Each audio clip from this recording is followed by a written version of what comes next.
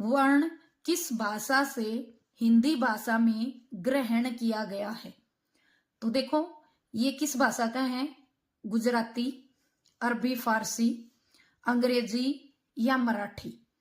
ठीक है, तो ये अ जो है वो आगत वर्ण बोला जाता है और आगत वर्ण है ये, और ये किस भाषा से लिया गया है? अंग्रेजी भाषा से लिया गया है। जैसे कई बार हम लिखते हैं कॉपी, तो अ, इसके अंदर इसको अलग अलग करेंगे तो क हलंत प्लस अ, ये आगत वर्ण का प्रयोग है। जैसे कॉलेज, इस प्रकार के जो शब्द हैं वो आगत वर्णों से मिलकर बने होते हैं।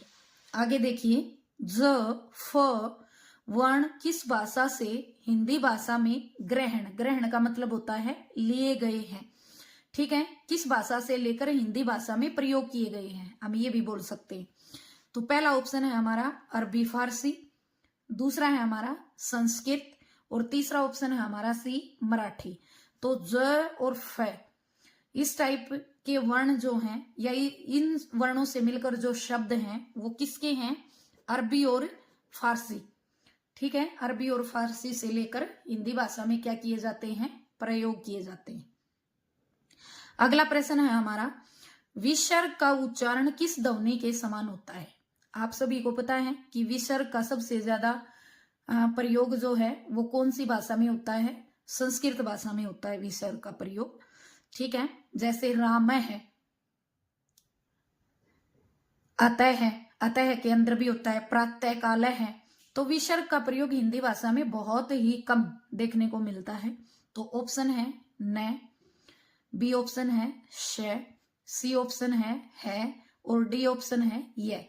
अब देखो हम राम का उच्चारण करते हैं, जैसे हमने लिखा राम, तो राम है वर्ण की भांति जो है वो क्या होता है? विसर्ग का उच्चारण होता है। किसका? आधे है वर्ण की भांति, इसका क्या होता है? विसर्ग का उच्चारण होता है।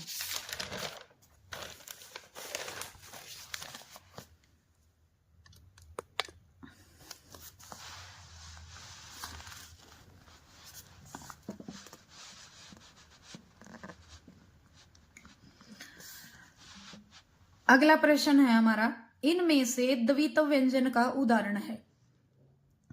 ऑप्शन दिया गया है ए स्नान, बी उन्नति, सी अच्छाई, डी